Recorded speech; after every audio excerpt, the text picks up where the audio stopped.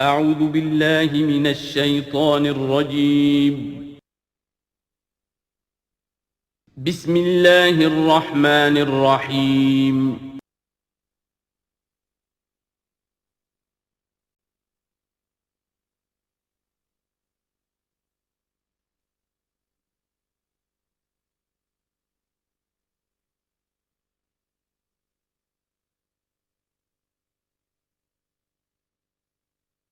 قال ليبدي لهما ما وري عنهما من سوآتهما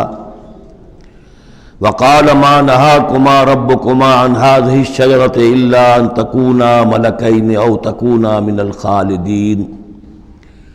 وقاسمهما إني لكما لمن الناصحين فدلاهما بغرور فلما ذاقا الشجرة بدت لهما سوآتهما وطفقا يخصفان عليهما من ورق الجنة وناداهما ربهما ألم أنهكما عن تلكما الشجرة وأقل لكما إن الشيطان لكما عدو مبين قالا ربنا ظلمنا أنفسنا وإن لم تغفر لنا وترحمنا لنكونن من الخاسرين صدق اللہ العظیم جناب آمین یا رب العالمین۔ سورہ اعراف کے دوسرے رکوع میں قصہ آدم و ابلیس قرآن حکیم میں دوسری مرتبہ بیان ہو رہا ہے۔ اس سے پہلے یہ سورہ بقرہ میں اس کے چوتھے رکوع میں آ چکا ہے۔ البتہ آپ دیکھیں گے کہ اگرچہ یہ قصہ جو ہے قرآن مجید میں 7 مرتبہ آیا ہے، 6 مرتبہ مکی صورتوں میں اور 1 مرتبہ مدنی صورت میں، لیکن یہ کہ ہر جگہ کوئی نہ کوئی بات نئی ہے، اس لیے کہ جس دور سے بھی یہ تحریک جو ہے حضور کی دعوت کی گزر رہی تھی، اس دور کے حوالے سے کچھ چیزیں جو ہیں وہ ہر جگہ پر آپ کو مزید نمایاں ملیں گی۔ اب مثلاً اس رکوع کے شروع میں ہمیں وہ عظیم آیت ملی ہے کہ جس میں جمع کا صیغہ اختیار کیا گیا ہے، وَلَقَدْ خَلَقْنَاكُمْ ثُمَّ صَوَّرْنَاكُمْ ثُمَّ قُلْنَا لِلْمَلَائِكَةِ اسْجُدُوا لِآدَمَ فَسَجَدُوا إِلَّا إِبْلِيسَ، اس کے بارے میں پچھلی مرتبہ میں عرض کر چکا ہوں۔ اب دوسری بات جو آ رہی ہے وہ یہ ہے کہ جو شیطان نے ورغلایا حضرت آدم کو اور حضرت حوا کو سلام علیہما، کہ جس درخت کا پھل کھانے سے اللہ تعالیٰ نے انہیں روک دیا تھا، کسی طریقے سے ورغلا کر انہیں اس درخت کا پھل کھانے پر آمادہ کر لیا۔ اس کے لیے لفظ آیا فَوَسْوَسَ لَهُمَا۔ یہ وسوسہ اصل میں ہم یہ سمجھتے ہیں کہ شاید یہ چیزیں اس طور سے ہو رہی تھی جیسے کہ ہم ایک دوسرے کے سامنے کھڑے باتیں کر رہے ہیں، ایک دوسرے کو پہچان رہے ہیں، لیکن حضرت آدم اور حوا کے بھی دلوں میں وسوسہ اندازی کی ہے شیطان نے، جیسے کہ شیطان وسوسہ اندازی کرتا ہے ہمارے دلوں میں۔ یہ مکالمے اس طرح کے نہیں ہے کہ وہ ایک ہی محفل میں کھڑے ہوئے، عام طور پر سورہ بقرہ کے چوتھے رکوع میں بھی اور دوسرے مقامات پر بھی ہمارا تصور کچھ اور رہتا ہے، لیکن یہاں وہ پردے حائل ہیں۔ ابلیس جو ہے وہ یقیناً جو ہے جنات میں سے تھا، حضرت آدم علیہ السلام کے لیے اس وقت بھی وہ انویزیبل تھا، لہذا نفس جو آیا ہے فَوَسْوَسَ لَهُمَا الشَّيْطَانُ، وسوسہ ان کے دلوں میں ڈالا۔ لِيُبْدِيَ لَهُمَا مَا وُرِيَ عَنْهُمَا مِنْ سَوْآتِهِمَا۔ اب یہاں خاص طور پر ایک بات آ رہی ہے، اس کو ہم متشابہات ہی میں شمار کریں گے۔ یہاں ایک خاص اثر ظاہر کیا جا رہا ہے کہ وہ شجر ممنوع تھا، اس کا پھل کھانے کا ایک نتیجہ برآمد ہوا، اور وہ یہ ہوا کہ حضرت آدم اور حوا پر ان کی شرمگاہیں جو ہیں وہ نمایاں ہو گئیں۔ یا تو ایسا ہے کہ پہلے انہیں شعور نہیں تھا، اب شعور پیدا ہو گیا، یا یہ کہ انہیں کوئی خاص لباس جنت کا حلہ اللہ تعالیٰ نے عطا کیا ہوا تھا، وہ لباس اتر گیا اس درخت کا پھل کھانے کے نتیجے میں۔ یہ چیزیں ایسی ہیں کہ جس سے یقیناً بہت سے لوگوں کو کچھ قیاس آرائیوں کا موقع ملا ہے۔ بعض لوگوں کے نزدیک یہ نیکی اور بدی کی تمیز کا درخت ہے اصل میں، کہ جس کو کھاتے ہی نیکی اور بدی کی تمیز پیدا ہو جاتی ہے۔ بعض حضرات کا خیال یہ ہے کہ یہ اصل میں پہلا سیکشول ایکٹ ہے آدم اور حوا کے مابین، جس کو اس سے تعبیر کیا گیا ہے۔ یہ مختلف آراء ہیں، مختلف جو ہیں اس میں قیاسات ہیں، لیکن صحیح بات شکل یہی ہے کہ اس کے ضمن میں ابھی ہمیں اس کو متشابہات ہی کے دائرے میں رکھ کر اور اس کے بارے میں کوئی قطعی اور حقیقی اور یقینی رائے جو ہے قائم کرنے کی کوشش نہیں کرنی چاہیے، تاکہ کہیں اور معلومات جو ہیں ہماری سائنس کے ذریعے سے اکتشافات اور معلومات کا دائرہ اور وسیع ہو جائے تو اس سے ہم پہنچ جائیں اس کی کنہ تک کہ وہ درخت کون سا تھا۔ لیکن یہاں ظاہر کیا گیا ہے کہ شیطان نے جو وسوسہ اندازی کی ان کے دلوں میں وہ یہ تھی، فَوَسْوَسَ لَهُمَا الشَّيْطَانُ لِيُبْدِيَ لَهُمَا مَا وُرِيَ عَنْهُمَا مِنْ سَوْآتِهِمَا وَقَالَ مَا نَهَاكُمَا رَبُّكُمَا عَنْ هَٰذِهِ الشَّجَرَةِ، اور اس نے کہا، یہ وسوسہ اندازی کی کہ نہیں روکا ہے آپ دونوں کو آپ کے رب نے اس درخت سے، إِلَّا أَن تَكُونَا مَلَكَيْنِ، مگر یہ کہ کہیں آپ نہ ہو جائیں فرشتے نہ بن جائیں، او تکونا من الخالدین، یا ہو جائیں آپ ہمیشہ ہمیش رہنے والے۔ اب اس میں سیدھی سی بات یہ ہے کہ فرشتوں کو تو جھکایا گیا حضرت آدم کے سامنے، تو فرشتہ بن جانا کون سی بہت بڑی بات تھی، لیکن یہ کہ انسان بسا اوقات اپنی اصل حقیقت کو، اصل مقام کو بھول جاتا ہے، نسیان ہو جاتا ہے، اور یہ بات گویا کہ شیطان کے وسوسہ اندازی سے ان کے ذہن میں پیدا ہوئی، یا یہ کہ آپ ہمیشہ ہمیش رہیں اور آپ پر موت طاری نہ ہو۔ وَقَاسَمَهُمَا إِنِّي لَكُمَا لَمِنَ النَّاصِحِينَ، اور انہوں نے قسمیں کھا کھا کر اس نے یقین دلایا میں آپ کے لیے بہت یعنی مخلص ہوں، اور جو رائے دے رہا ہوں وہ بہت صحیح ہے۔ فَدَلَّاهُمَا بِغُرُورٍ، تو دھوکہ دے کر انہیں، جس کو ہم کہتے ہیں مائل کر ہی لیا، شیشے میں اتار ہی لیا۔ فَلَمَّا ذَاقَا الشَّجَرَةَ، تو جب ان دونوں نے چکھ لیا اس درخت کے پھل کو، بَدَتْ لَهُمَا سَوْآتُهُمَا، ظاہر ہو گئی ان پر ان کی شرمگاہیں، وَاتَّفِقَا يَخْصِفَانِ عَلَيْهِمَا مِنْ وَرَقِ الْجَنَّةِ، اور وہ اب لگے درخت کے جو جنت کے پتوں کو گانٹھ کر اپنے لیے لباس بنانے کے لیے، تفقا یخصفان، گانٹھنے لگے، جوڑنے لگے کہ جو جنت کے پتے تھے ان کو سی کر آپس میں اپنی سطر جو ہے وہ سطر پوشی کریں اور اپنی شرمگاہوں کو ڈھانپیں۔ وَنَادَاهُمَا رَبُّهُمَا، اور اب پکارا انہیں ان کے پروردگار نے، الم انہکما، کیا میں نے منع نہیں کیا تھا تمہیں، ان تلکما الشجرۃ، اس درخت سے، وَأَقُلْ لَكُمَا، اور میں نے کیا کہا نہیں تھا تم سے، ان الشیطان لکما عدو مبین، کہ شیطان تم دونوں کے لیے بڑا کھلا دشمن ہے۔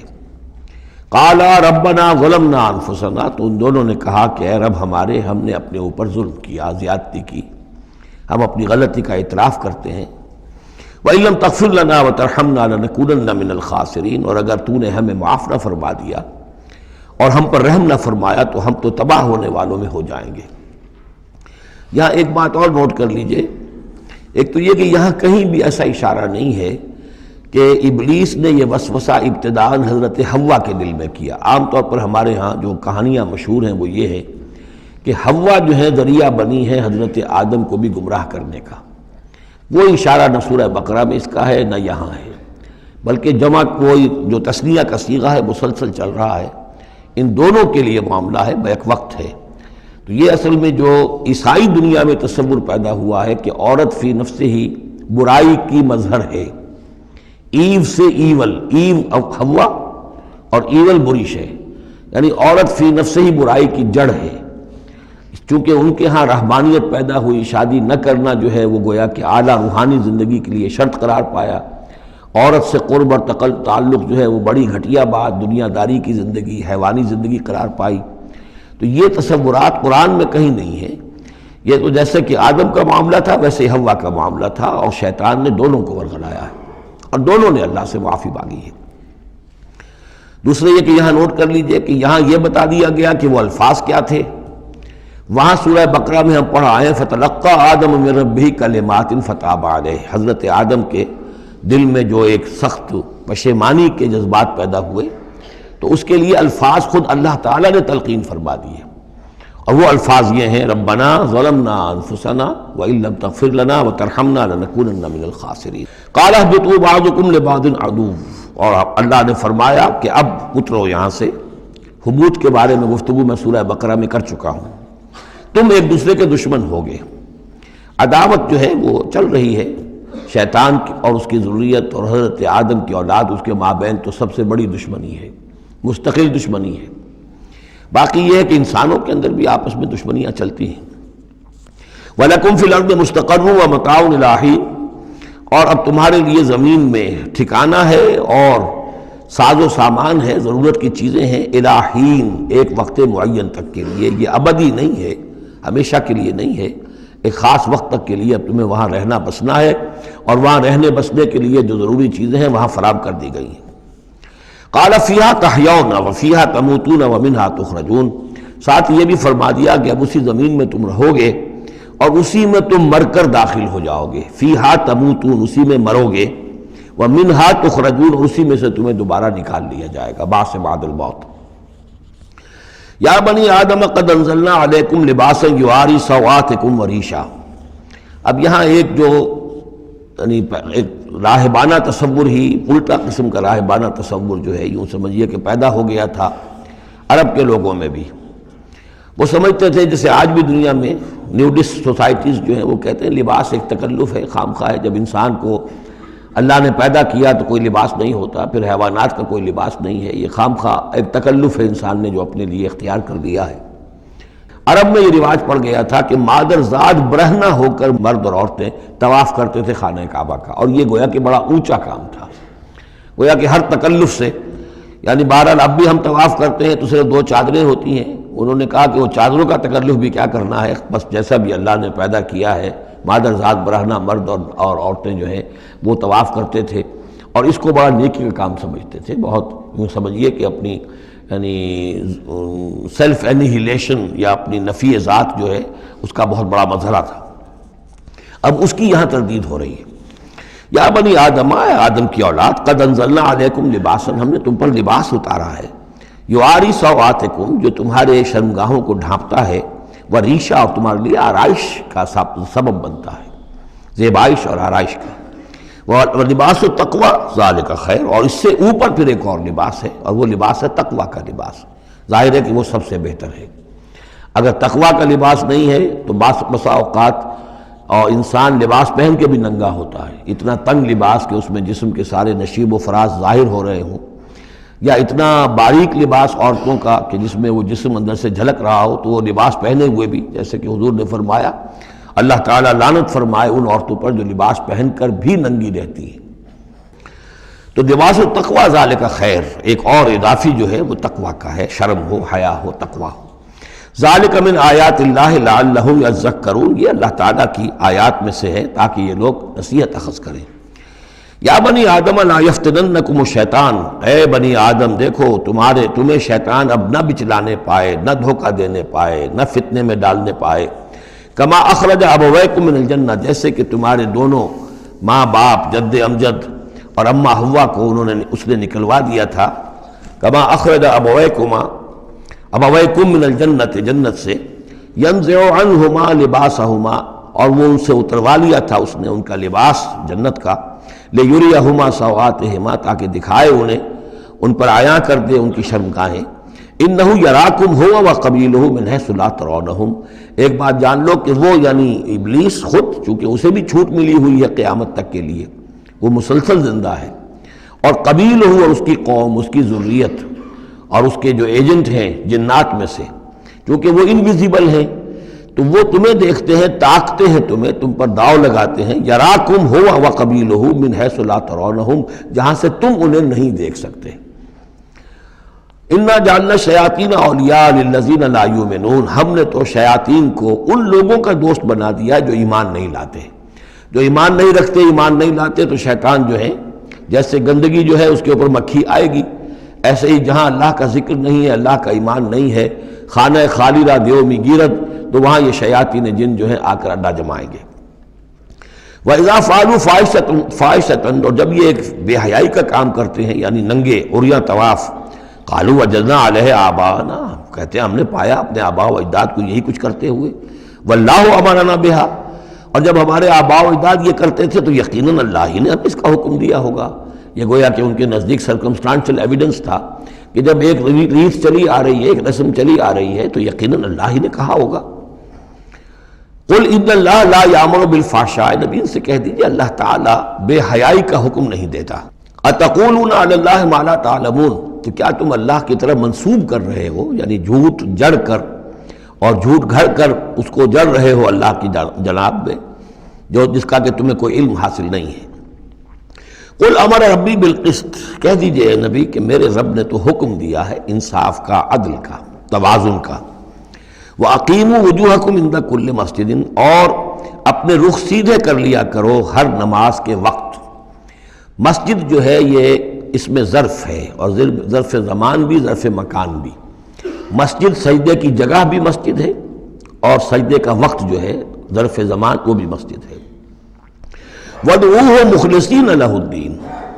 اور اس کو پکارا کرو، اس سے دعا کیا کرو، لیکن اس کے لیے اپنی اطاعت کو خالص کرتے ہوئے۔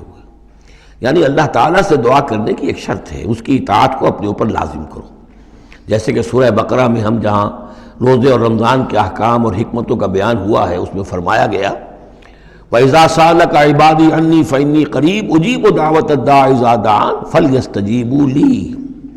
میں تو ہر ایک پکارنے والے کی پکار سنتا ہوں، اس کی دعا کو قبول کرتا ہوں، لیکن اسے بھی چاہیے کہ میرا کہنا مانے، اور یہ کہنا ماننا جو جزوی نہیں ہوگا۔ ادخلوا فی السلم کافہ، داخل ہونا ہے تو پورے پورے ہونا ہے۔ تو فرمایا کہ مخلصین لہ الدین، اپنی اطاعت کو اس کے لیے خالص کرتے ہوئے، یعنی اس کی اطاعت کے دائرے کے اندر تو اور اطاعتیں ہو سکتی ہیں۔ والدین کا حکم آپ مان لیجئے جس میں کہ اللہ کی معصیت نہ ہو، اساتذہ کا حکم، حکام کا حکم جس میں اللہ تعالیٰ کے کسی حکم کی نفی نہ ہو رہی ہو، وہ ساری اطاعتیں اپنی جگہ پر ہوں گی، لیکن لا طاعۃ لمخلوق فی معصیت الخالق، مخلوق میں سے کسی کی اطاعت نہیں کی جائے گی جس میں خالق کی معصیت لازم آ رہی ہو۔ وَادْعُوهُ مُخْلِصِينَ لَهُ الدِّينَ كَمَا بَدَأَكُمْ تَعُودُونَ، جیسے اس نے تمہیں پہلے پیدا کیا تھا اسی طرح تمہارا اعادہ ہو جائے گا، تم دوبارہ بھی پیدا ہو جاؤ گے۔ فَرِيقًا هَدَىٰ، ایک گروہ وہ ہے کہ جس کو اللہ نے ہدایت دے دی ہے، وَفَرِيقًا حَقَّ عَلَيْهِمُ الضَّلَالَةُ، اور ایک گروہ وہ ہے کہ جس کے اوپر گمراہی مسلط ہو چکی ہے، جس کے حق میں گمراہی ثابت ہو چکی ہے، یعنی ان کی روش کی وجہ سے، ان کی ضد، ان کی ہٹ دھرمی، ان کے تعصب، ان کے حسد، ان کے تکبر کی وجہ سے اب وہ مستحق ہو چکے ہیں۔ حق علیہم الضلالہ انہم اتخذوا الشیاطین اولیاء، اور یہ اس لیے کہ انہوں نے شیطانوں کو اپنا رفیق اور ساتھی بنایا من دون اللہ، اللہ کو چھوڑ کر، وَيَحْسَبُونَ أَنَّهُمْ مُهْتَدُونَ، اور سمجھتے یہ ہیں کہ ہم بہت ہدایت پر ہیں، سیدھے راہ پر ہیں۔ یا بنی آدم خذوا زینتکم عند کل مسجد، دوبارہ پھر اے آدم کی اولاد اپنی زینت لے لیا کرو۔ خذوا زینتکم یعنی لباس جو ہے جس کو کہا گیا ریشہ تمہارے لیے آرائش ہے، یہ تمہاری لیے زینت ہے، اللہ نے اتارا ہے اپنی آرائش کا سامان، اور یہ کہ نماز کے لیے جب انسان آئے تو اچھا لباس پہن کر آئے۔ ہمارے ہاں عام طور پر الٹی روش چلتی ہے، دفتر جا رہے ہیں تو وہ بہت اچھا لباس ہے، مسجد جا رہے ہیں تو وہ چاہے میلے کپڑے پہن کے چلے گئے، لیکن یہاں اللہ تعالیٰ فرما رہا ہے یہ نہیں، میرے پاس آتے ہو، میرے دربار میں آتے ہو تو اچھا لباس پہن کر آؤ۔ یا بنی آدم خذوا زینتکم عند کل مسجد وکلوا واشربوا ولا تسرفوا، اور کھاؤ پیو اور اسراف نہ کرو۔ جو کچھ چیزیں ہم نے بنائی ہیں وہ بہرحال اس لیے بنائی ہیں کہ بنی آدم جو ہے ان کی خوراک کے کام آئیں، جو اچھی چیزیں ہیں۔ انہ لا یحب المسرفین، ہاں وہ اسراف کرنے والوں کو پسند نہیں کرتا، ضائع کرنا، ضرورت سے زیادہ خرچ کرنا،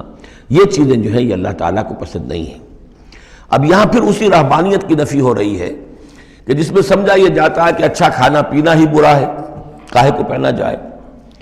بہت موٹا جھوٹا ہی کھانا چاہیے۔ اچھے کھانے پینے کا مطلب تو یہ کہ نفس پرستی ہو رہی ہے۔ اچھا پہننا جو ہے کیا ضروری ہے، موٹا جھوٹا پہن کے گزارا ہو جائے گا۔ اس معاملے میں سمجھ لیجئے کہ دو حالات میں صورت مختلف ہو جاتی ہے۔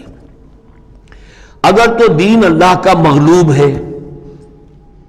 تو پہلا فرض آپ کا یہ ہے کہ اللہ کے دین کے غلبے کی جد و جہد کریں، بیشتر وقت بیشتر صلاحیتیں اس میں لگائیں۔ ظاہر بات ہے اچھا کھا ہی نہیں سکتے، اچھا پہن ہی نہیں سکتے، یہ اس کا منطقی نتیجہ ہو جائے گا۔ یہ اس لیے نہیں کہ رہبانیت کی وجہ سے نہیں کر رہے، اس وجہ سے کہ ممکن ہی نہیں۔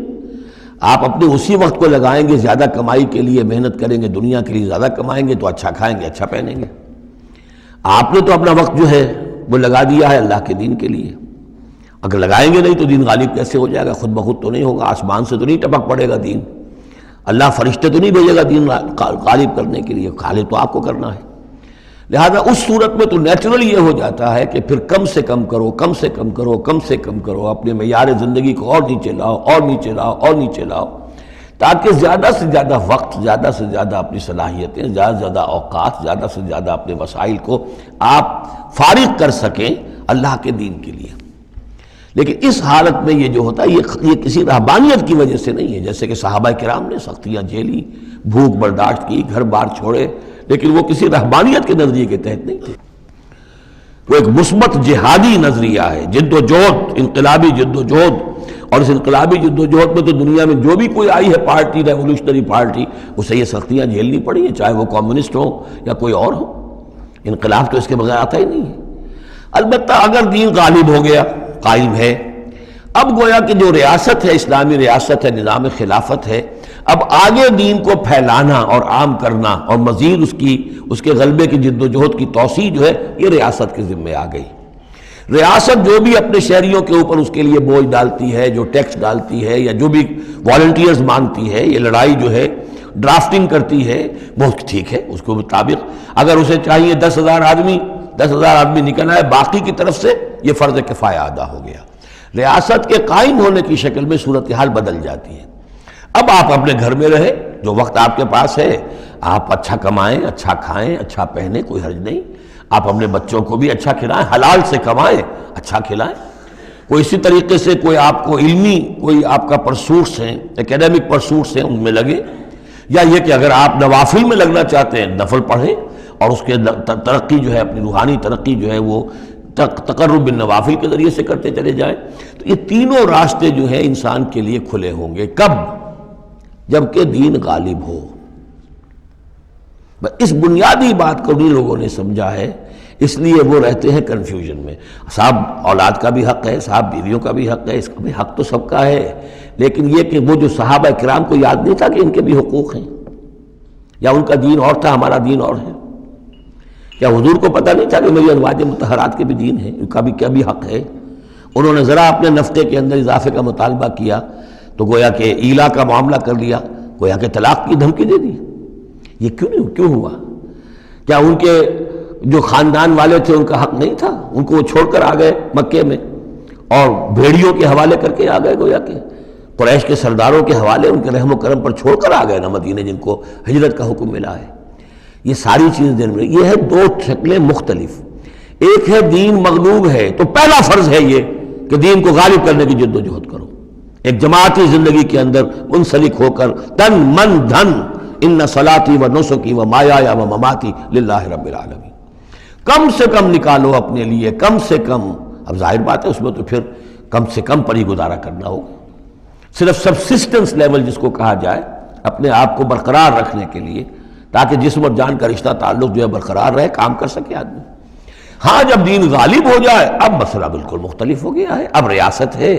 اور ریاست نے اپنی فوجیں بھی رکھی ہوئی ہیں، جو بھی ذرائع ہیں. ہاں جب بھی ضرورت ہوگی وہ شہریوں کو بلائے گی، اس وقت حاضر ہونا فرض ہو جائے گا.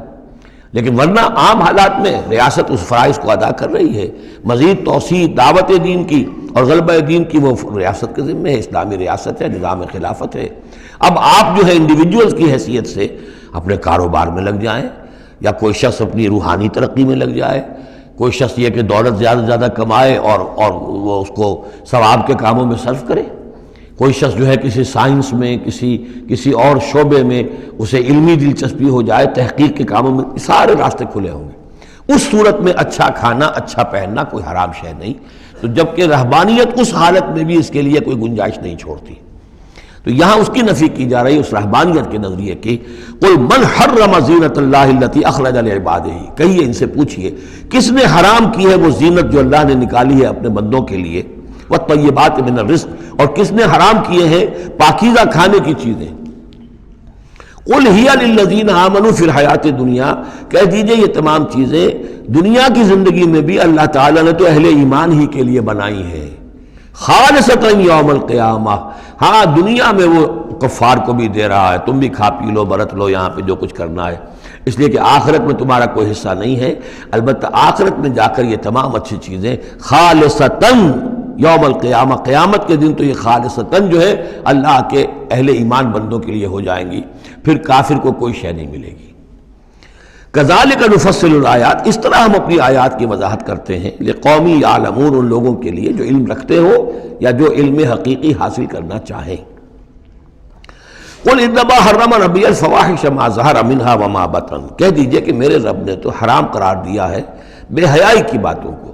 خواہ وہ اعلانیہ ہوں اور خواہ چھپی ہوئی ہوں. بے حیائی خواہ چھپی ہوئی ہو وہ بھی اللہ تعالیٰ کو پسند نہیں ہے، وہ بھی حرام ہے. والاسم اور گناہ کو حرام کیا ہے، والبغی اور ناحق زیادتی کرنا کسی دوسرے پر بغیر الحق، وان تشرکوا باللہ ما لم ينزل بہ سلطانہ،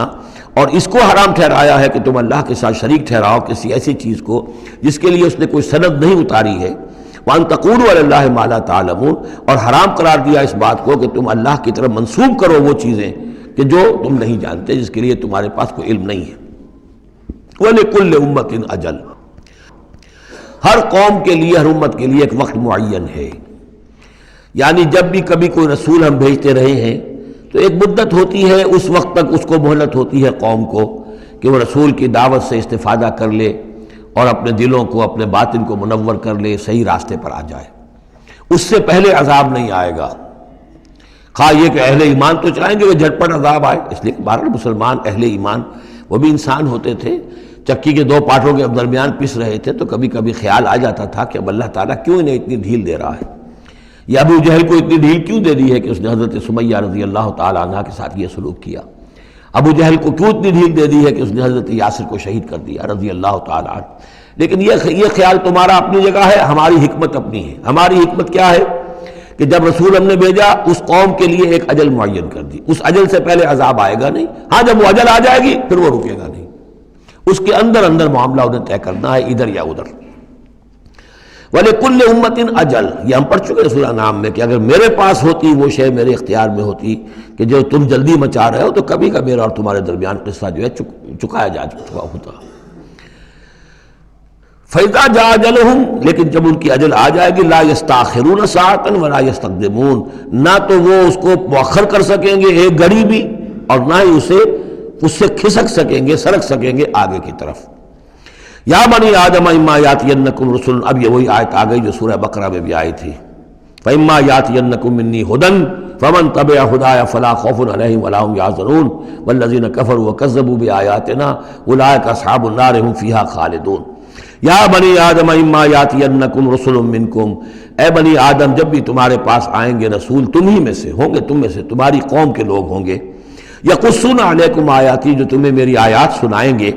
فمن اتقی واصلح، تو جو بھی تقوی کی روش اختیار کرے گا اور اصلاح کر لے گا اور نیکی کی روش اختیار کرے گا، فلا خوف علیہم ولا هم یحزنون، ان کے لیے نہ کوئی خوف ہوگا اور نہ وہ کسی حزن سے دوچار ہوں گے۔ والذین کذبوا بآیاتنا واستکبروا عنہا، اور جو ہماری آیات کو جھٹلائیں گے اور تکبر کی بنا پر انہیں رد کر دیں گے، استکبروا عنہا، استکبار کی بنیاد پر، تکبر کی بنیاد پر رد کر دیں گے، اولئک اصحاب النار هم فیہا خالدون، وہ جہنمی ہوں گے اور رہیں گے ہمیشہ ہمیش۔ فمن اظلم ممن افترى علی اللہ کذبا وکذب بآیاتہ، پھر وہ اس شخص سے بڑھ کر ظالم اور کون ہوگا جو اللہ کی طرف کوئی غلط بات منسوب کرے، افتراء کرے اللہ کی طرف، اور یا اللہ کی آیات کو جھٹلائے، یہ دونوں ہم وزن ہیں۔ اولئک ینالہم نصیبہم من الکتاب، ان کو جو بھی دنیا میں رزق وغیرہ کا معاملہ ہے وہ تو ان کو مل جائے گا، یہاں دنیا میں تو ہم نے یہ سورہ بنی اسرائیل میں مضمون آئے گا، اب کوئی شخص کفر کرے اللہ فوراً اس کی روزی روک لے اور ایک دن کے اندر اندر وہ یہ بھوک سے مر جائے، ایسا نہیں ہے۔ جو ہم نے یہاں پہ ان کے لیے لکھا ہوا ہے جو رزق ہے اس دنیا کے اندر وہ تو انہیں ملتا رہے گا، وہ رکتا نہیں ہے، انہیں اپنے اس نصیب میں سے حصہ مل جائے گا۔ حتیٰ اذا جاءتہم رسلنا، ہاں پھر جب ہمارے فرشتادے، ہمارے بھیجے ہوئے فرشتے ان کے پاس آ جائیں گے، یتوفونہم، ان کو قبض کرنے کے لیے، قالوا این ما کنتم تدعون من دون اللہ، تو وہ کہیں گے کہاں ہیں وہ جن کو آپ پکارا کرتے تھے اللہ کے سوا، جن کو ڈنڈوت کرتے تھے اور جن کے سامنے متھے ٹیکتے تھے اور جن سے دعائیں کرتے تھے اور گڑ گڑاتے تھے۔ قالوا ضلوا عنا، وہ کہیں گے وہ سب گم ہو گئے، ہوا ہو گئے، ہم سے سب جاتے رہے، ضلوا عنا وشہدوا علی انفسہم انہم کانوا کافرین، اور وہ خود اپنے خلاف یہ گواہی دیں گے کہ واقعتاً ہم تھے ناشکرے، ہم نے کفر کی روش اختیار کی۔ قالت خلوا فی امم قد خلت من قبلکم من الجن والانس، کہا جائے گا کہ اچھا داخل ہو جاؤ ان امتوں میں جو تم سے پہلے گزر چکی ہیں جنوں اور انسانوں میں سے، نار میں، آگ میں، یعنی ایک ایک قوم کا حساب ہوتا جائے گا اور وہ جہنم کے اندر جھونکے جاتے رہیں گے، پہلی نسل گئی، پھر اس کے بعد دوسری آئی، دوسری گئی، تیسری آئی، اب ان میں ایک مکالمہ ہوگا۔ ظاہر بات ہے جو پہلے گئے تھے وہ تھے بزرگ، بڑے تھے، لیڈر تھے، یا یہ کہ وہ پچھلی نسل تھی جنہوں نے بدعات شروع کی تھیں، خرافات کا آغاز کیا تھا، یہ بعد میں آنے والے ان پر لعنت کریں گے کہ تم نے ہمیں مروایا، تمہاری وجہ سے ہم بھی برباد ہو کر یہاں آئے ہیں، تو تمہیں دوہرا عذاب ملنا چاہیے۔ لیکن یہ کہ وہاں وہ کہیں گے کہ نہیں، ہم جیسے ہم گمراہ تھے ویسے انہوں نے تمہیں گمراہ کیا، تو یہ مکالمہ ہوگا۔ اور یہ نوٹ کر لیجئے، یہ جو میں نے عرض کیا تھا کہ اس سورہ مبارکہ میں ایام اللہ جو ہے یہ اس کا مین تھیم ہے۔ تو ایام اللہ کو یوں سمجھیے کہ ایک تو انسانی تخلیق کے اعتبار سے، ایک تو وہ ازل ہے جبکہ آدم کی تخلیق ہوئی، قصہ آدم و ابلیس ہوا، یہاں سے تو ہمارا وہ وقت جو ہے وہ شروع ہوتا ہے، اور جنت اور دوزخ میں پہنچ کر گویا کہ وہ ایک دور ختم ہوتا ہے، وہ آخری بات ہے۔ یہ ہے انتہا اور ابتدا۔ اس کے مابین ہے کہ جو انبیاء آئے، رسول آئے، ان کی داستانیں ہیں، ان کے حالات ہیں، ان کے واقعات ہیں، قوم نوح اور قوم ہود اور قوم صالح۔ تو یہ یہاں پر ایسا کیا گیا کہ پہلے وہ تخلیق کا مرحلہ آدم کا، اور وہ قصہ آدم و ابلیس آ گیا اول۔ اب جو جہنم کا اور جنت کا تذکرہ آ رہا ہے، اور ان کی آپس کی گفتگویں ہوں گی، اور کچھ لوگ ایسے بھی ہوں گے نہ جو جہنم میں ابھی گئے ہوں گے، نہ جنت میں داخلہ ملا ہوگا، درمیان میں کہیں ہوں گے، صاحب آراف ہوں گے، اصحاب آراف، تو ان کا مکالمہ آ رہا ہے۔ یہ دونوں بگننگ اور اینڈ دکھا کر اور پھر سلسلہ شروع ہوگا انبیاء کرام اور رسولوں کے حالات کا۔ قالت خلوا فی امم قد خلت من قبلکم، داخل ہو جاؤ انہی قوموں میں، انہی نسلوں میں جو تم سے پہلے داخل ہو چکی ہیں، من الجن والانس فی النار، جنات بھی اور انسان بھی آگ میں، کلما دخلت امت لعنت اختہا، جب بھی کوئی امت داخل ہوگی تو وہ دوسری امت کو لعنت کرے گی، حتی اذا ادارکوا فیہا جمیعا، اور جب وہ سب کے سب اس میں گر چکیں گی، تمام کی تمام نسلیں اور امتیں، قالت اخراہم لاولاہم، تو بعد میں آنے والی کہے گی پہلی نسل سے، ربنا ہؤلاء اضلونا، اے اللہ ان بدبختوں نے ہمیں گمراہ کیا تھا۔ دنیا میں تو کہتے تھے کہ ہمارے آباء و اجداد ہیں، ہمارے اسلاف ہیں، ان کی ریتیں ہیں، ان کی روایتیں ہیں، ان کی چیزیں ہیں، کیسے چھیڑ دیں۔ لیکن یہاں پر کیا ہوگا، ربنا ہؤلاء اضلونا، ان لوگوں نے ہمیں برباد کیا، انہوں نے ہمیں گمراہ کیا، فآتہم عذابا ضعفا من النار، تو انہیں تو دگنا عذاب دے آگ میں سے۔ قال لکل ضعف، اللہ فرمائے گا نہیں، سب کے لیے دگنا ہے، جیسے یہ نے تم کو گمراہ کر کے آئے تھے، تم بھی اپنے بعد والوں کو گمراہ کر کے آئے ہو۔ تو یہ تو گویا کہ سلسلہ چل رہا ہے، تو اس لیے یہ کہ وہ تو ہر ایک کو سوچنا چاہیے تھا کہ اپنی عقل سے کام لیتا، ہم نے تمہیں عقل دی تھی، شعور دیا تھا، کیوں تم تقلید اعمیٰ کے اندر مبتلا رہے؟ آباء و اجداد کی تقلید ہو رہی ہے، اپنے لیڈروں کی تقلید ہو رہی ہے، تو یہ تقلید اعمیٰ کے لیے تمہیں میں نے آنکھیں دی تھی، تمہیں کان دیے تھے، تمہیں میں نے عقل دی تھی، تمہیں نیکی اور بدی کا شعور دیا تھا، ہر شخص جو ہے وہ ذمہ دار ہے۔ قال لکل ضعف، اللہ فرمائے گا سب کے لیے دوہرا ہے، ولکن لا تعلمون، لیکن تمہیں اس کا علم نہیں ہے۔ وقالت اولاہم لاخراہم، اب وہ کہیں گے پچھلے جو ہیں، جو پہلے والے تھے، بعد میں آنے والوں کو، فما کان علیکم علینا من فضل، دیکھو نا، نہیں نا تمہیں کوئی، ہم پر کوئی فضیلت حاصل نہیں ہو سکی، تم نے خام خواہ ہم پر لعنت کی، لیکن اس سے کیا حاصل تمہیں کیا ہوا؟ ما کان لکم علینا من فضل فذوقوا العذاب بما کنتم تکسبون، اور اب چکھو مذاق عذاب کا اپنی کرتوتوں کے باعث۔ ان الذین کذبوا بآیاتنا واستکبروا عنہا،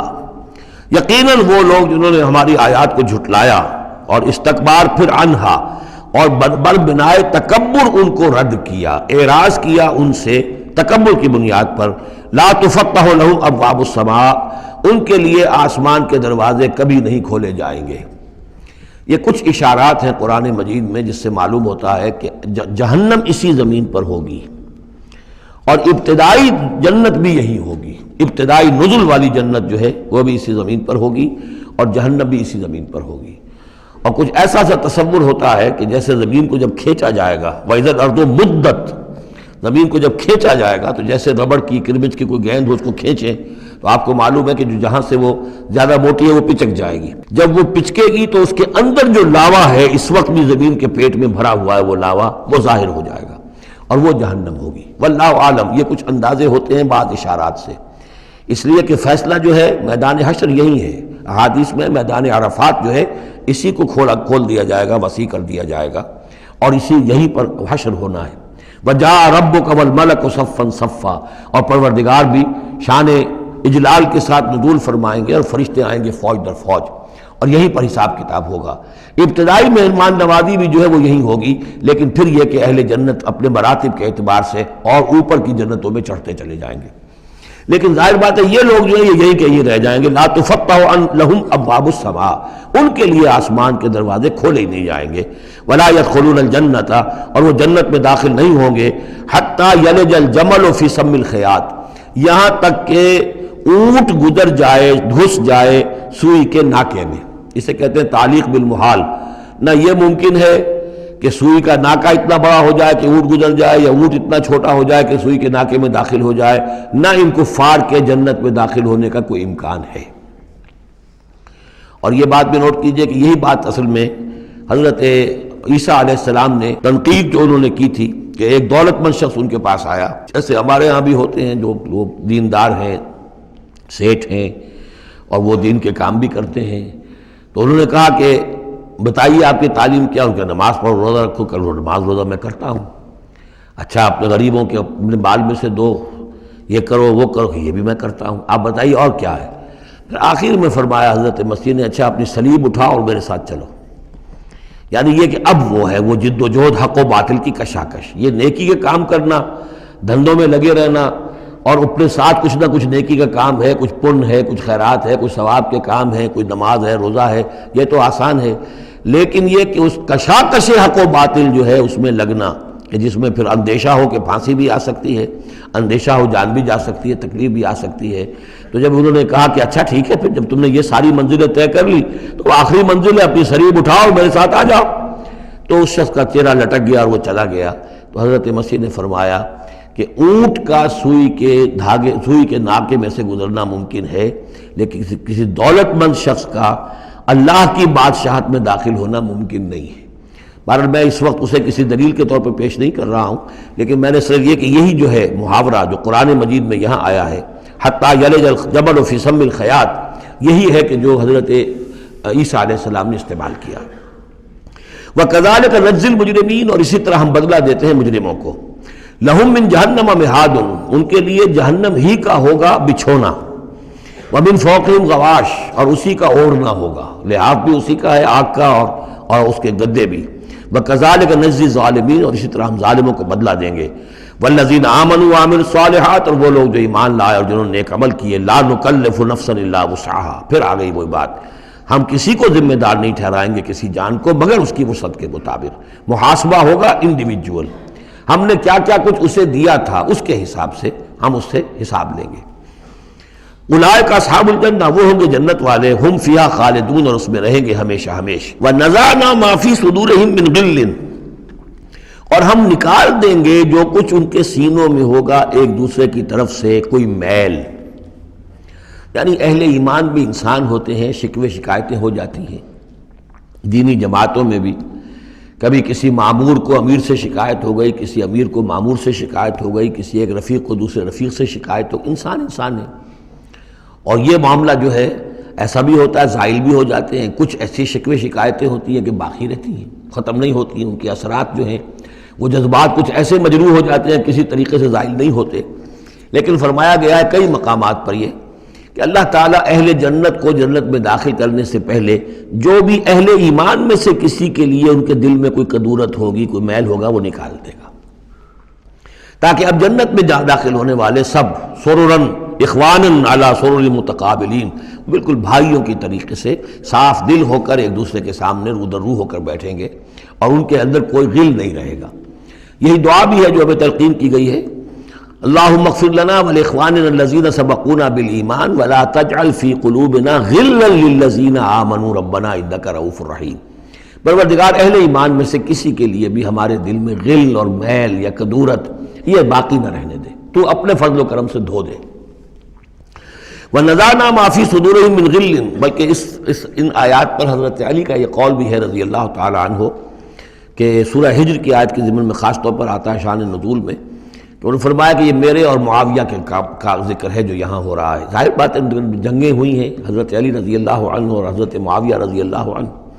تو کتنی کچھ ہو گئی ہوگی شکایت ایک دوسرے سے،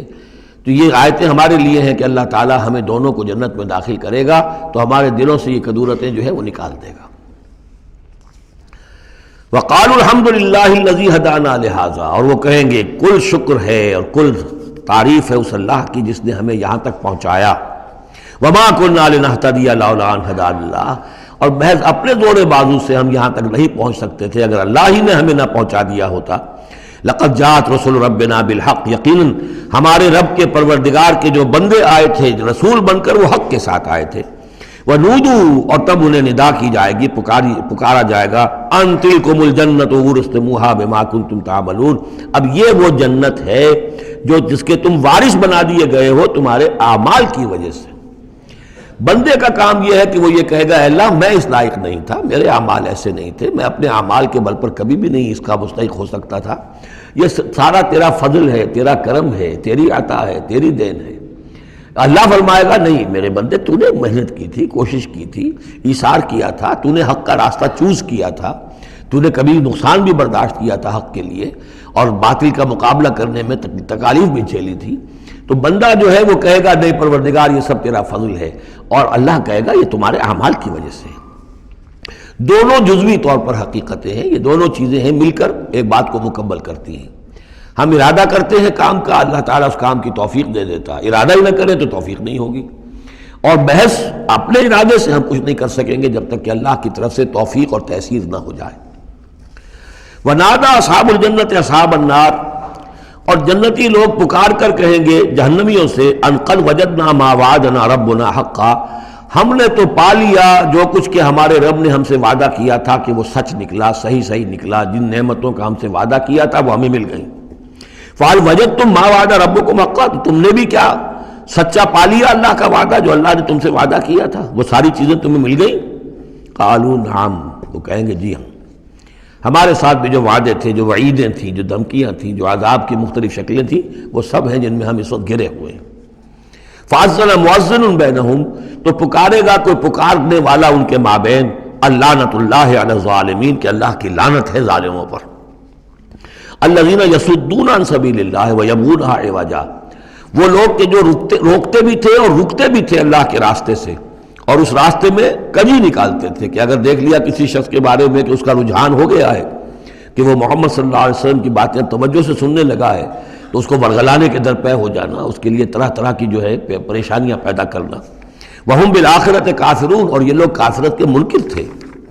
وبینہما حجاب، اب یہ گفتگو تو ہو رہی ہوگی جنت اور دوزخ والوں کے مابین، ان دونوں کے مابین ایک پردہ ہوگا، ایک فصیل حائل ہوگی۔ یہ نقشہ جو ہے زیادہ کلیئرلی سورہ حدید میں کھینچا گیا ہے، وَضُرِبَ بَيْنَهُمْ بِسُورٍ لَهُ بَابٌ، بَيْنَهُمَا حجاب، فصیل ہوگی، ادھر جنت ہے ادھر دوزخ ہے۔ وَعَلَى الْأَعْرَافِ رِجَالٌ، اور عرف کہتے ہیں جو فصیلوں کے اوپر بنی ہوتی ہیں، جھروکے سے بنے ہوتے ہیں، جہاں سے کہ جھانک کر دیکھتے ہیں، تو اس طرح آپ نے فصیلوں کے اوپر دیکھے ہوں گے، تو اعراف ہوں گے، رجال یعرفون کلا بسیماہم، وہ لوگ ہوں گے جو سب کو پہچانتے ہوں گے، جہنمیوں کو بھی پہچانتے ہوں گے اور دوزخیوں کو بھی پہچانتے ہوں گے۔ اس لیے کہ یہ کون ہوں گے؟ یہ بین بین کے لوگ تھے جن میں کچھ نیکی بھی تھی، بدی بھی تھی، نہ یکسو ہوئے تھے ادھر، نہ یکسو ہوئے تھے ادھر، تو کچھ نیکیاں کچھ بدیاں انہوں نے جمع کر لی تھیں، اور ان کے اعمال جو ہے وہ برابر ہو گئے، بدی اور نیکی کے اعمال جو ہے وہ برابر ہو گئے۔ تو اس حوالے سے ان کو ابھی درمیان میں روک لیا گیا ہے کہ نہ وہ جہنم میں جھونکے گئے نہ جنت میں داخل ہوئے۔ اور یہ وہ لوگ ہیں، ظاہر بات ہے کہ جو پھر جب بین بین کے لوگ تھے کچھ تو پہچانتے تھے ادھر سے کفار کو بھی ادھر سے اہل ایمان کو بھی، تو یعرفون کلا بسیماہم، وہ سب جانتے تھے پہچانتے تھے، ان کو بھی جو جنت میں ہیں ان کو بھی جو دوزخ میں ہیں۔ وَنَادَوْا أَصْحَابَ الْجَنَّةِ، اب وہ پکاریں گے جنت والوں کو، ان سلام علیکم، سلام ہو آپ پر، سلامتی ہے آپ پر، لم يدخلوها، وہ اس میں ابھی داخل نہیں ہوئے، وہم یطمعون، اور اس کی بڑی طمع ہوگی کاش کہ اللہ ہمیں بھی جلدی سے داخل کر دے۔ وَإِذَا صُرِفَتْ أَبْصَارُهُمْ تِلْقَاءَ أَصْحَابِ النَّارِ، اور جب ان کے ذرا چہرے جو ہے پھیر دیے جائیں گے، ان کی نگاہیں جو ہیں وہ ادھر پھیر دی جائیں گی کہ ذرا جہنمیوں کو بھی مشاہدہ کر لو۔ وَإِذَا صُرِفَتْ أَبْصَارُهُمْ تِلْقَاءَ أَصْحَابِ النَّارِ قَالُوا رَبَّنَا لَا تَجْعَلْنَا مَعَ الْقَوْمِ الظَّالِمِينَ، اس وقت وہ کہیں گے پروردگار ہمیں ان ظالموں کے ساتھ شامل نہ کر دیجو، کیونکہ ابھی بین بین ہے، بین الخوف والرجا، تو انہیں امید بھی ہے، یطمعون بھی ہے، لیکن اندیشہ بھی ہے، تو یہ کہ بیچ میں چونکہ لٹکے ہوئے ہیں اس لیے ادھر دیکھتے ہیں تو انہیں سلام کرتے ہیں، اور یہ کہ دل میں ان کے امنگیں جاگ جاتی ہیں، تمنائیں جاگ جاتی ہیں کہ اللہ ہمیں بھی ان کے ساتھ شامل کر دے، اور ادھر دیکھتے ہیں تو کہتے ہیں ربنا لا تجعلنا مع القوم الظالمین۔ ونادى اصحاب الاعراف رجالا يعرفونهم بسیماہم، اور اب یہ اہل جہنم میں سے ان لوگوں کو جنہیں یہ پہچانتے ہوں گے ان کے چہروں سے، ان کی نشانیوں سے، ان کو پکاریں گے، قالوا ما اغنى عنكم جمعكم وما كنتم تستكبرون، کچھ کام نہ آیا تمہاری جمعیت، تمہارے پرے، تمہاری فوجیں، تمہارے حاشیہ نشین، یہ کہاں گئے؟ اور جو کچھ تم جو تکبر کیا کرتے تھے، اکڑتے تھے، اے ابو جہل کیا بنا تیرا؟ اور اے ولید بن مغیرہ تیرا کیا ہوا؟ اہؤلاء الذین اقسمتم لا ینالہم اللہ برحمۃ، کیا وہ لوگ اب جنت والوں میں وہاں پہ آپ کو فقراء بھی نظر آئیں گے، وہاں بلال بھی نظر آئے گا، وہاں صہیب رومی بھی ہوں گے، وہاں یاسر بھی ہوں گے، یہ لوگ تھے نا جن کے بارے میں تم کہتے تھے ان کو کیسے اللہ تعالیٰ کسی رحمت سے نواز سکتا ہے؟ یہ تو ہمارے کمی کاری گھٹیا طبقے کے لوگ ہیں، اللہ نے ہمیں دولت دی ہے، حیثیت دی ہے، وجاہت دی ہے، ہمیں طاقت دی ہے، عزت دی ہے، یہ جو لوگ ہیں گرے پڑے ان کو اللہ تعالیٰ کیسے نواز دے گا؟ تو وہ کہیں گے اس وقت ان کا جو رنج اور غم ہے اس کو بڑھانے کے لیے، اہؤلاء الذین اقسمتم لا ینالہم اللہ برحمۃ ادخلوا الجنۃ لا خوف علیکم ولا انتم تحزنون، ان سے تو کہہ دیا گیا داخل ہو جاؤ جنت کے اندر، نہ تم پر کوئی خوف ہے اور نہ تم کسی حزن سے دوچار ہوگے۔ وَنَادَى أَصْحَابُ النَّارِ أَصْحَابَ الْجَنَّةِ، اور اب پکاریں گے جہنم والے جنت والوں کو، أَنْ أَفِيضُوا عَلَيْنَا مِنَ الْمَاءِ، کہ کچھ تو بہا دو ہماری طرف پانی جو اللہ نے تمہیں دے رکھا ہے، اور مما رزقکم اللہ، اور جو کچھ اللہ نے تمہیں رزق دیا ہے کچھ وہاں سے ہماری طرف بھی، اے خاصہ برندان چمن کچھ تو ادھر بھی، مما رزقکم اللہ، قالوا ان اللہ حرمہما علی الکافرین، وہ جواب دیں گے اہل جنت کہ شاید ہم تو دینا بھی چاہتے، ہماری شرافت سے تو یہ بعید تھا کہ ہم کورا جواب تمہیں دے دیتے، لیکن کیا کریں، اللہ نے حرام کر دی ہے یہ چیزیں کافروں پر، ہمارے ہاتھ بندھے ہوئے ہیں، ہم یہ نعمتیں اب تمہاری طرف نہیں بھیج سکتے۔ ان اللہ حرمہما علی الکافرین، انہیں حرام کر دیا ہے اس پانی کو بھی اور یہ جو بھی ہمیں رزق اللہ نے نوازا ہے۔ الذین اتخذوا دینہم لہوا ولعبا، وہ لوگ کہ جنہوں نے اپنے دین کو کھیل کود بنا لیا، تماشا اور دل بہلانے کا اور ہنسی اور ٹھٹا بنا دیا ہے، وغرتہم الحیات الدنیا، اور انہیں دنیا کی زندگی نے دھوکے میں مبتلا کر دیا ہے۔ فَالْيَوْمَ نَنْسَاهُمْ كَمَا نَسُوا لِقَاءَ يَوْمِهِمْ هَذَا، تو آج کے دن ہم بھی انہیں نظر انداز کر دیں گے۔ یہ نسیان ایک تو ہوتا ہے بھول جانا، اور ایک ہوتا ہے جان بوجھ کے نظر انداز کر دینا، یہ بھی نسی کے معنی میں یہ عربی زبان میں موجود ہے۔ الیوم ننسا، آج ہم بھی انہیں بھلا دیں گے، کیا مطلب بھلا دیں گے؟ یعنی نظر انداز کر دیں گے۔ کما نسوا لقاء یومہم ھذا، جیسے کہ انہوں نے آج کے اس دن کی ملاقات کو بھلائے رکھا تھا یا نظر انداز کر دیا تھا۔ وما کانوا بآیاتنا یجحدون، اور وہ جو ہماری آیات کا انکار کرتے رہے تھے۔ وَلَقَدْ جِئْنَاهُمْ بِكِتَابٍ، اور ہم تو ان کے پاس لے آئے تھے ایک کتاب، فَصَّلْنَاهُ عَلَىٰ عِلْمٍ، جس کی ہم نے پوری تفصیل بیان کر دی تھی علم کے ساتھ، ہدی ورحمۃ لقوم یؤمنون، اور وہ ہدایت بھی تھی اور رحمت بھی تھی ان لوگوں کے لیے جو ایمان لانے والے تھے۔ هل ينظرون الا تاویلہ، یہ کس چیز کا انتظار کر رہے ہیں؟ یعنی آیات عذاب جو قرآن مجید میں آ رہی ہیں ان کے عملی ظہور کا انتظار کر رہے ہیں، یہ انتظار کر رہے ہیں کہ واقعتاً یہ سیلاب کا بند جو ہے وہ ٹوٹ ہی جائے، اور واقعتاً ان کے اوپر جو سیلاب کا دھارا ہے عذاب کا وہ آ جائے۔ هل ينظرون الا تاویلہ، اس انجام کی فکر کر رہے ہیں، اس کا انتظار کر رہے ہیں۔ یوم یاتی تاویلہ، جس دن کہ اس کا مصداق ظاہر ہو جائے گا۔ یقول الذین نسوہ من قبل، تو کہیں گے وہی لوگ جنہوں نے اسے بھلا دیا تھا پہلے، نظر انداز کر دیا تھا، قد جاءت رسل ربنا بالحق، اس وقت وہ کہیں گے کہ یقیناً ہمارے پروردگار کے جو رسول آئے تھے، پیغامبر آئے تھے، وہ حق کے ساتھ آئے تھے۔ فہل لنا من شفعاء، تو ہے کوئی ہمارے لیے سفارش کرنے والے؟ ہل لنا من شفعاء فیشفعوا لنا، کہ وہ ہمارے لیے شفاعت کریں، سفارش کریں۔ اور نردو، یا یہ کوئی ایسی شکل پیدا کر دیں کہ ہمیں لوٹا دیا جائے، ہمیں دوبارہ دنیا میں بھیج دیا جائے، فنعمل غیر الذی کنا نعمل، تاکہ پھر ہم عمل کریں اس کے برعکس کے جو ہم کرتے رہے تھے۔ قد خسروا انفسهم، نہیں اب اس کا کوئی امکان نہیں، اب تو وہ اپنے آپ کو ہلاک کر چکے، برباد ہو چکے۔ وضل عنہم ما كانوا یفترون، اور جو افتراء وہ کرتے رہے تھے وہ ان کے ہاتھوں سے گم ہو گیا، ہاتھوں کے طوطے اڑ گئے۔ ان ربکم اللہ الذی خلق السماوات والارض فی ستۃ ایام، جان لو تمہارا پروردگار وہ اللہ ہے جس نے پیدا کیے آسمان اور زمین 6 دنوں میں۔ ثم استوى علی العرش، پھر متمکن ہوا ہے عرش پر۔ اب یہ عرش بھی جیسا کہ میں عرض کر چکا ہوں یہ بھی آیات متشابہات میں سے ہے، اس کی کوئی حقیقت بھی ہو سکتی ہے کہ کوئی واقعتاً مجسم کوئی شے ہو، کوئی چیز ہو فی الواقع کسی جگہ پر ہو، اور یہ بھی ہو سکتا ہے کہ اس سے مراد محض استعارہ ہو، واللہ عالم۔ عالم غیب کی یہ ساری خبریں جو ہیں، یہ میں نے جیسا کہ عرض کیا یہ مستقل طور پر یہ تو آیات متشابہات ہی میں رہیں گی، یہ تو عالم آخرت میں داخل ہونے کے بعد ہی اس کے حقائق منکشف ہوں گے۔ البتہ جو سائنٹیفک فنومینا وغیرہ ہیں ان کے بارے میں تدریجاً بعض آیات متشابہات جو ہیں وہ اب محکمات کی شکل اختیار کر چکی ہیں، بعد اور کر لیں گی، واللہ اعلم۔ یغشی اللیل النہار، وہ ڈھانپ دیتا ہے رات کو دن پر، یا رات کو ڈھانپ دیتا ہے دن سے، یطلبہ حثیثاً، اور وہ اس کے پیچھے لگا ہوا آتا، دوڑتا ہوا، دن رات کے پیچھے، رات دن کے پیچھے، والشمس والقمر، اور سورج کو پیدا کیا اس نے اور چاند کو، والنجوم، اور ستاروں کو، مسخرات بامرہ، اور یہ سب کے سب اس کے حکم سے اپنے اپنے کاموں میں لگے ہوئے ہیں، مسخر ہیں، جو بھی قاعدہ قانون ہے اس کی اطاعت کر رہے ہیں۔ الا لہ الخلق والامر، آگاہ ہو جاؤ، اسی کے لیے ہے خلق اور اسی کے لیے ہے امر۔ یہ آیت جو ہے اس کے دو مفہوم ذہن میں رکھیے، ایک تو ہے جو بہت سادہ ہے، سطحی مفہوم ہے، وہ بھی درست ہے کہ ایک ہے تخلیق اور ایک ہے پھر اللہ کا حکم، کائنات اس نے بنائی اور اب اس کا حکم ہے یہ کرو یہ نہ کرو، یہ اوامر ہے، یہ نواہی ہے، یہ شریعت ہے۔ لیکن اس کا ایک گہرا مفہوم بھی ہے کہ اصل میں کریشن جو ہے اس کائنات میں دو سطح پر ہوئی ہے، ایک عالم امر ہے، ایک عالم خلق ہے۔ عالم امر میں صرف کریشن ایکس نہلو ہوتی ہے،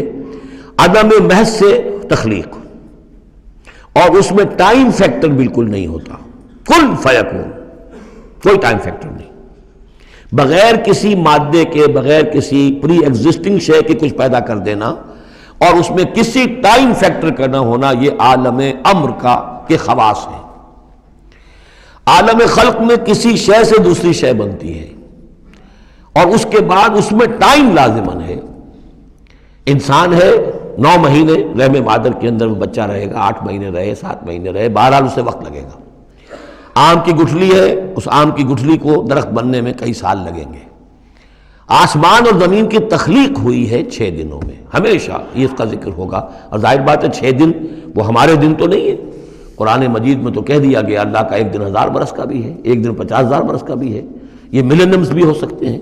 تو اللہ تعالیٰ نے بنایا ہے آسمان اور زمین کو 6 دنوں میں، تاحال یہ 6 دن ہمارے لیے یہ بھی آیات متشابہات میں سے ہے، لیکن میں سمجھتا ہوں کہ 6 دن اور 7 آسمان یہ تو زیادہ دیر نہیں گزرے گی کہ انشاءاللہ ان کی حقیقت منکشف ہو جائے گی سائنس کی مزید اکتشافات کے ذریعے سے، اور یہ آیات متشابہات کے دائرے سے نکل کر آیات محکمات میں آ جائیں گے۔ لیکن یہ کہ اصل بات جو ہے وہ یہ ہے کہ خلق اور امر، اب امر، عالم امر سے متعلق نوٹ کر لیجئے صرف 3 چیزیں ہیں، ارواح انسانی، روحم من امرنا، یسألونک عن الروح قل الروح من امر ربی، ملائکہ عالم امر کی شے ہیں اور وہی عالم امر کی شے ہے۔ 3 چیزیں ہیں جن کا تعلق عالم امر سے ہے، لہذا فرشتے کے یہاں سے لے کے اور 7ویں آسمان تک جانے میں کوئی ٹائم نہیں لگ سکتا، اسی طرح روح انسانی بھی یہاں سے لے کر 7ویں آسمان تک جا سکتی ہے بغیر کسی وقت کے۔ روح انسانی کا بھی وہی معاملہ ہے جو فرشتے کا ہے، اس لیے کہ یہ عالم امر کی چیزیں ہیں، اور عالم امر میں ٹائم فیکٹر سرے سے ہے ہی نہیں، کن فیکون۔ البتہ عالم خلق کے اندر وقت لگتا ہے، سفر ہوتا ہے تو سفر میں وقت لگے گا، تخلیق ہوئی ہے تو اس میں وقت لگا، تو یہ ہے اس کا ایک گہرا مفہوم۔ لیکن بہرحال یہاں پر اب دیکھیے یہ قرآن مجید کا اعجاز ہے، ایسے الفاظ استعمال کرتا ہے کہ عرب کا ایک بدو اس پر سے گزر جائے گا تو اس کو بھی کوئی پیچیدگی نہیں ہوگی، الا لہ الخلق والامر، اسی نے پیدا کیا، اسی کا حق ہے کہ حکم دے، بات صاف ہو گئی اور صحیح ہے، کوئی غلط بات تو نہیں ہے۔ وہ اپنی ذہنی سطح کے مطابق اس نے اس سے لے لیا، ہدایت پالی، مطمئن ہو گیا، چل پڑا۔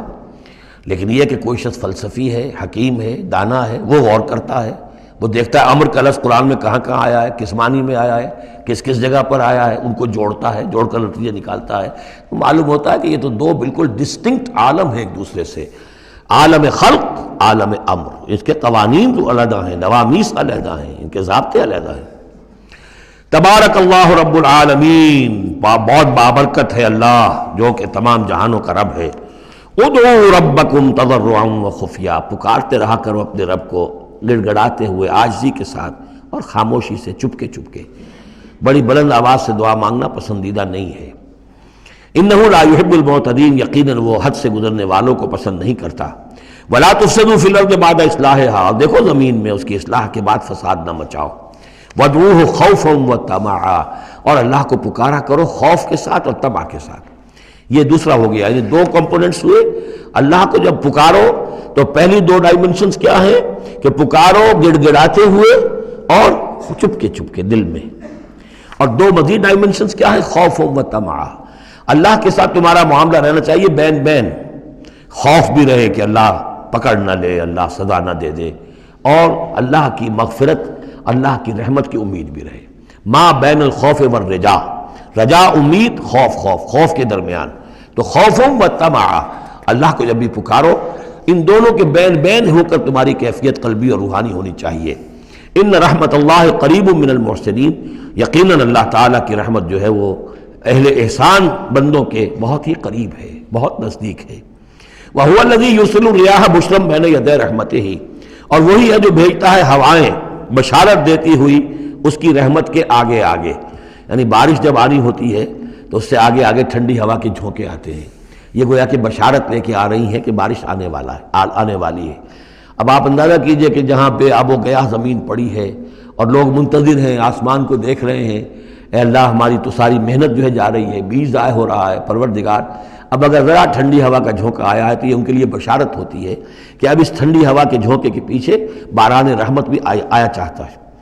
یرسل الریاح بشرا بین یدی رحمتہ حتی اذا اقلت سحابا ثقالا، یہاں تک کہ جب وہ ہوائیں اٹھا لاتی ہیں بڑے بڑے بھاری اور بادل، اب یہ بادلوں میں کتنے کتنے ٹن پانی ہوتا ہوگا جو آ رہا ہے زمین پر گرتا ہے، اس کا کوئی حساب کتاب کیا جائے کتنے بھاری بادل ہیں یہ، لیکن یہ ہوائیں ان کو لیے پھر رہی ہیں، روئی کے گالوں کی طرح ہوائیں پھر رہی ہیں۔